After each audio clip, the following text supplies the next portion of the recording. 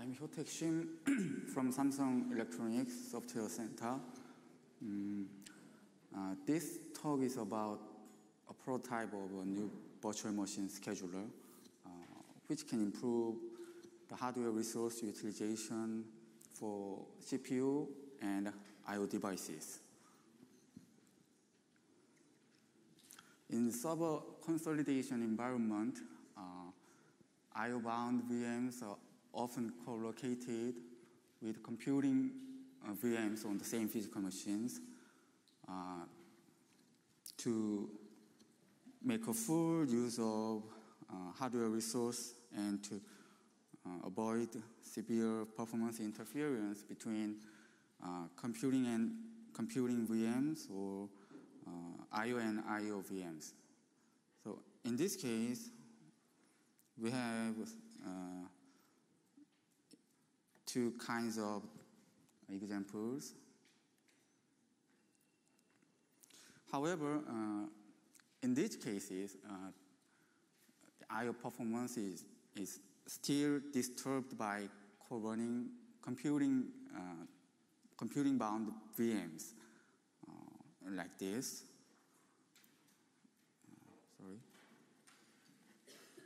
This.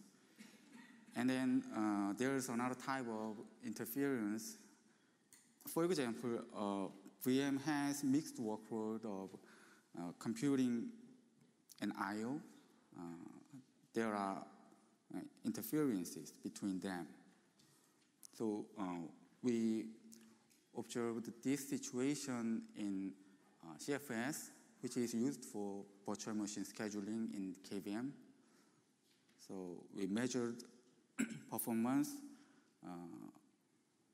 while running I/O and computing VMs on the same physical machine. Each red bar means the result from 4 VMs, each of which has 8 I/O tasks and different number of computing tasks. First, 1, 2, or 4 computing tasks, or without computing.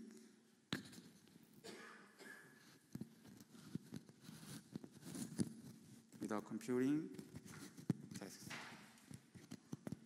And then which result are compared with that in native Linux. So each position has the same number of overall computing and I/O thread in this case. So we have overall 32 I/O tasks and maximum 16 computing tasks. Interesting, there is no degradation at I/O performance in native Linux, even with computing thread. But there is in VMs. The more computing, the more interference.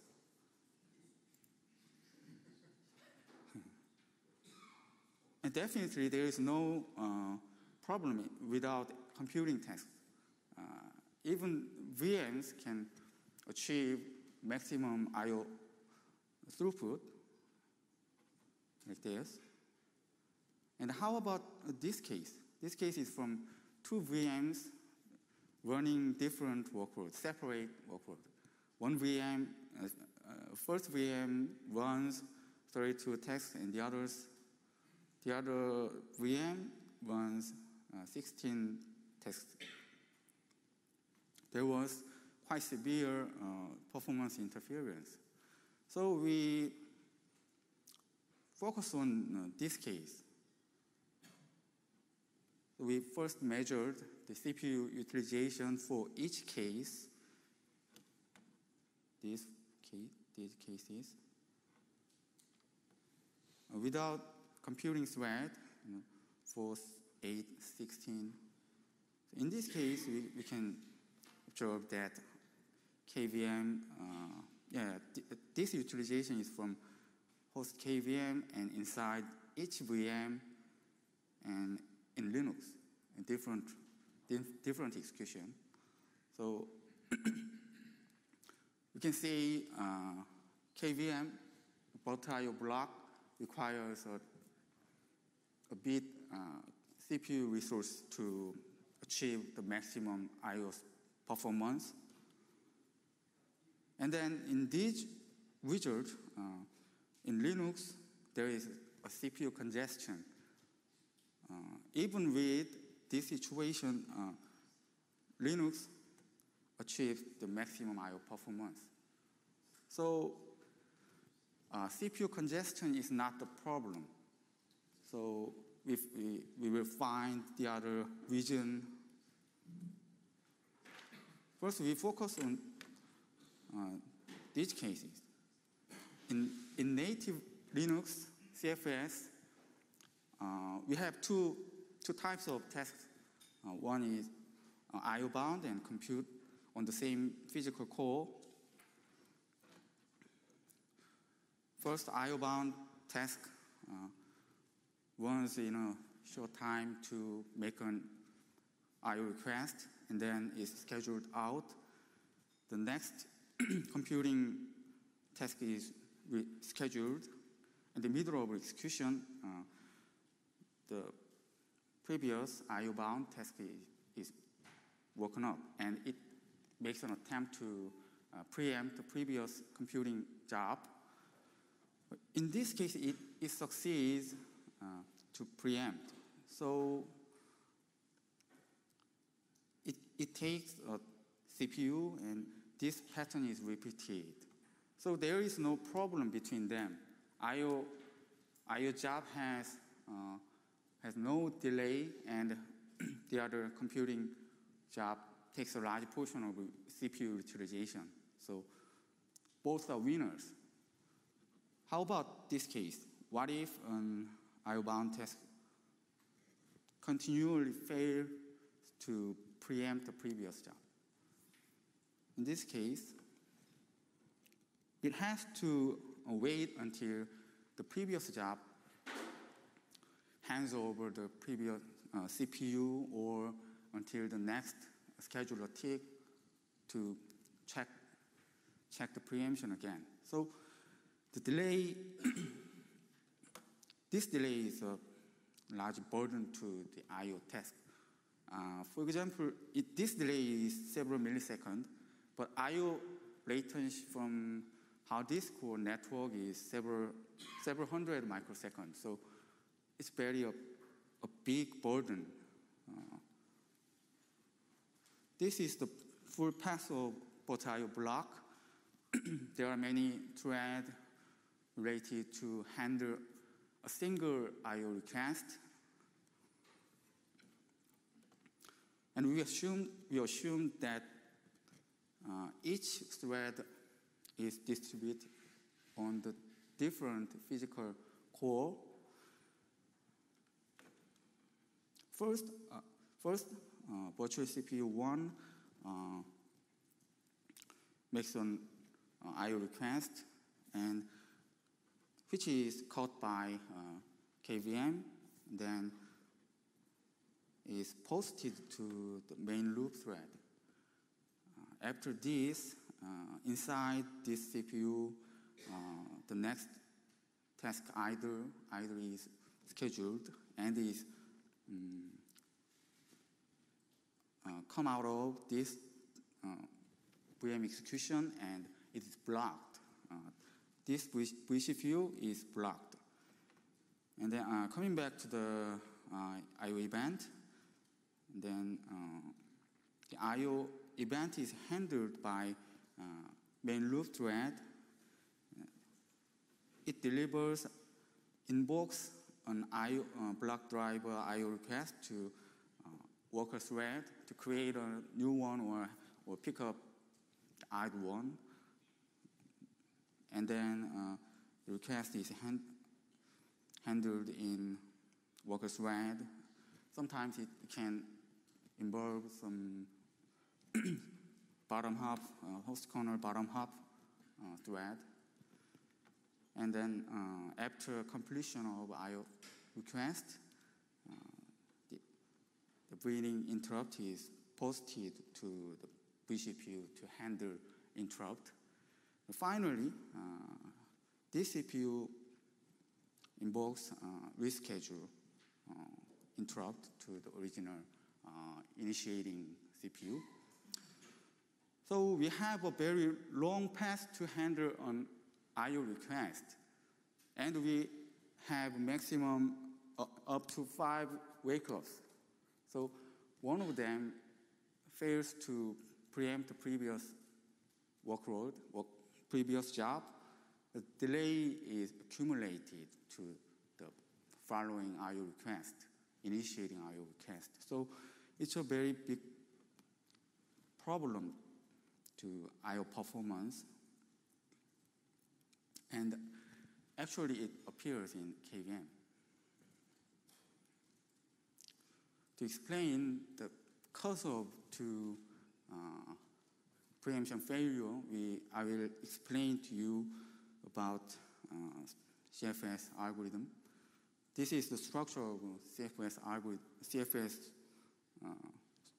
architecture on a physical core. We have 2 groups. Each group has different types of VMs. This one is I/O bound, is computing bound. And in each group, each task is sorted by V runtime, and their parent are also sorted by V runtime. And gray means it's scheduled out. In this example, main loop thread is woken up and tries to preempt the previous task. In this case, they do not preemption check themselves. Instead, their parents do that. And the preemption check the rule is like this. Woken-up's V runtime is smaller than current V runtime plus grain, then preempt, go ahead. Otherwise, it doesn't, it can't. So, returning, in this case, we can think they seem to have advantages to preemption because their V runtime is very small compared to the other computing jobs. So their parent has also a small V runtime. However, there is another point. This schedule entity is removed when there is no children to schedule. So it is removed, and then coming back, at this point, each V runtime is reset to the minimum V runtime among the siblings. So in this case, each V runtime is reset to the other's one. So it has a smaller V runtime than it actually executes. So it's disadvantage to the I/O groups. Of course, there is another compensation to this situation.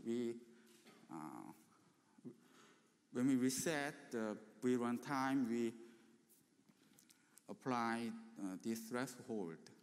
It is 12 million.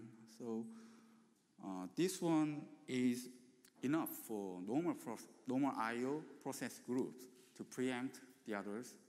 However, for VMs, it's not enough to preempt because we have grain. The grain is derived from woken-up's weight, and smaller weight makes this value larger. So we have checked this weight. wait is caused by CPU consumption. So you can see that. Yeah, preempts have a very large CPU consumption to handle I/O requests even without computing. So we have small weight for VMs. So VM's parent entity has very small weight and larger grain. So it is the root cause of preemption failure in CFS and KVM. So we added a component to CFS. This is boost queue. This one is used for picking up the next task to schedule. So when we pick up the next task, we first look inside this queue. So we pick up the next task. If there is no available tasks in this queue, we pick up the next task in one queue, CFS one queue. And so we have to make a rule to boost by using this queue. We say it is I/O related. We detect I/O bound, I/O related CPU tasks by assigning 2-bit I/O count for each task. The count is larger than or equal to vCPU is I/O related. Working up task consumes less than 500 microseconds. The count is increased. Then the others, more than 1 millisecond, count is decreases. And then this is rule for vCPU.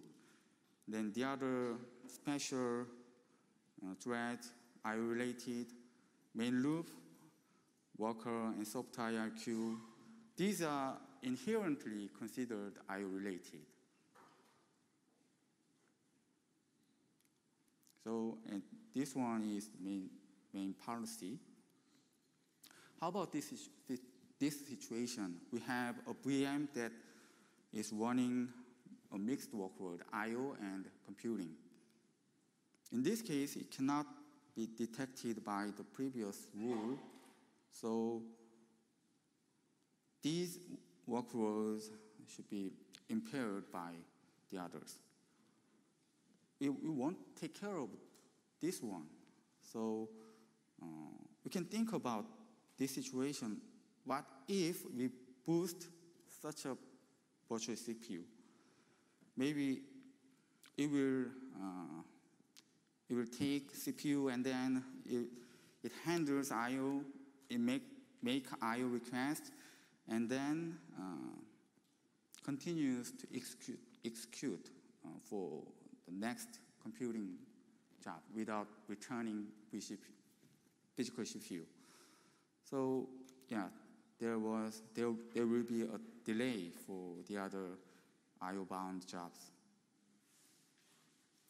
So in this case, for these vCPU tasks, we have to make a partial boost. It is timely and momentarily boosted for these cases. So they are boosted like the other normal boosted tasks, but it executes within 200 microseconds. After timeout, it has to return CPU. This problem and concept is originally from this paper, partial boosting. It was implemented in Jan. They used different mechanisms to detect this situation.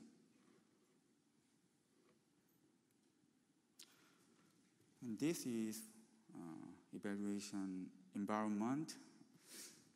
we used i7 core and recent kernel, and guest VM is running on QCloud2 sharing a hard disk, and storage benchmark is different SSD. And we modified host kernel and QEMU to implement this work. And micro benchmark is storage, two things. Storage is running 4 kilobyte random read without any page cache on the guest and on the kernel, on the host kernel. So both are disabled. And computing benchmark is running MD5 hashing, repeated hashing. So in this result, we have random read IOPS and number of hashing. This case is for CFS and our result. We have 2 VMs execute separate workload. One is for 32 random read, the other one is for 16 computing threads. CFS-v improves I/O performance by more than 700 in exchange for computing reduction by 30%. As I mentioned before, we need KVM exactly volatile block requires computing resources to achieve the maximum I/O performance. So the computing performance is a little impaired. Next result, we have 2 VMs, each of which is running mixed workload, random read and computing. In this result, I/O performance is improved by 93, while the computing reduced by 9%. I think it's a good trade-off between I/O and computing.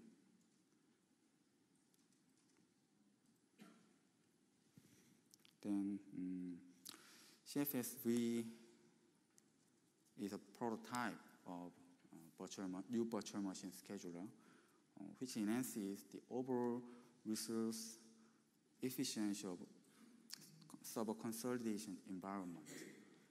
We have a plan to, we have many things to refine for this CFS-v, and we have to evaluate this performance in different hardware or different workload, including network, like this.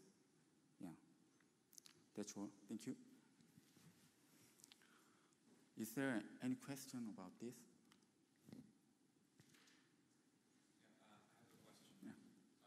Did you try the QEMU drive AIO equals native option? Because then you don't have user space worker threads. Did you try that? Without AIO? No, Yeah. So AIO equals native.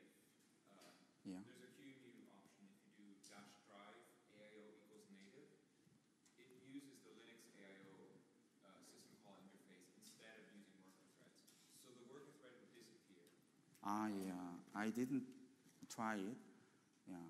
In that case, I think we still have the other helping thread.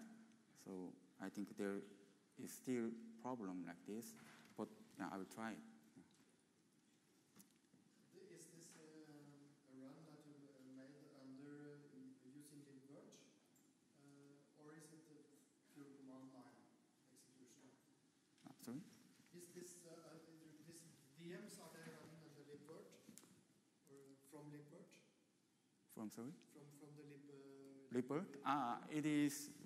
Yeah, we directly run QEMU, just instruction. Yeah, without libvirt.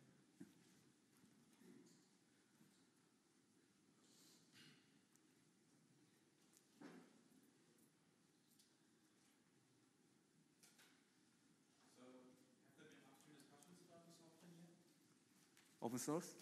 Upstream, have you talked to the scheduler people about it? Sorry.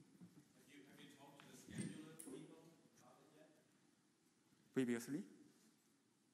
No, this is the first time. So no patches, no. Sorry? So there are no patches yet. Yeah. I'm thinking about that.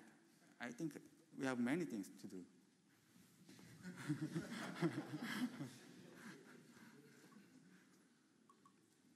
But you are looking, if this works out as a project and would be accepted by the maintainers, you would be looking to actually submit patches and integrate this into the upstream projects. Would you? Is there anyone? Upstream project? Well, QEMU and the Linux kernel, and the question was whether you had talked with the Linux kernel scheduler maintainer about, what issues to consider here, and about whether the patches that you had been evaluating here would actually be acceptable to the respective projects. Yeah, I think if it is possible, yeah, I'll do that. Yeah. Also, there was a new scheduler that was being contributed, BFS. VFS? It has some similar heuristics to detect I/O bound and compute bound, and I don't know if it's similar, and I don't know if it's effective for virtualization. But you can try the BFS patches and perhaps try to contribute to the discussions and tell them if it has the same problem or fixes it. VFS? BFS. VFS? It's a kind of scheduler. It's similar to CFS, but with different heuristics. Yeah. It's a good idea, but CFS is the standard and default. Yes, they are discussing replacing CFS with BFS or putting together. They were also presenting at LinuxCon Europe. I think, this work can be applied for BFS, I think. This orthogonal approach.